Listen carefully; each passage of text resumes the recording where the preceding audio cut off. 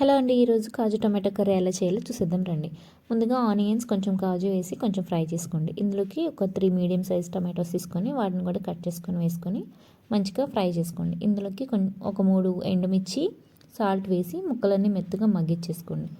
వీటిని మిక్సీ జార్లో వేసుకొని కొంచెం గసగసాలు వేసుకొని ఇలా ఫైన్ పేస్ట్లా చేసుకోండి. ఇప్పుడు కడాయిలో ఆయిల్ తీసుకొని జీడిపప్పుని గోల్డెన్ బ్రౌన్ కలర్ వచ్చే వరకు ఫ్రై చేసుకొని పక్కన పెట్టేసుకోండి. ఇప్పుడు అదే కడాయిలోకి కొంచెం ఆయిల్ యాడ్ చేసుకొని అల్లం వెల్లుల్లి పేస్ట్, కారం, పసుపు, ధనియా జీలకర్ర పొడి, ఉప్పు వేసుకొని మసాలాలని మంచిగా ఫ్రై చేసుకోండి. చూసుకోండి, హై ఫ్లేమ్లో ఉంటే మసాలా మాడిపోద్ది. ఇప్పుడు గ్రైండ్ చేసుకున్న పేస్ట్ని కూడా యాడ్ చేసుకోండి. మంచిగా ఫ్రై చేయండి. కొంచెం సేపు ఫ్రై అయిన తర్వాత ఇందులో కొంచెం వాటర్ యాడ్ చేసి మూత పెట్టేసి కొంచెంసేపు కుక్ చేసుకోవాలి. ఇప్పుడు కొంచెం గరం మసాలా వేసి మరి కొంచెంసేపు కుక్ చేసుకున్న తర్వాత మనం ఫ్రై చేసుకున్న కాజు కూడా వేసుకొని ఆయిల్ పైకి తేలే వరకు ఉంచి తర్వాత కొత్తిమీర జల్లి తీసేసుకోవడమే.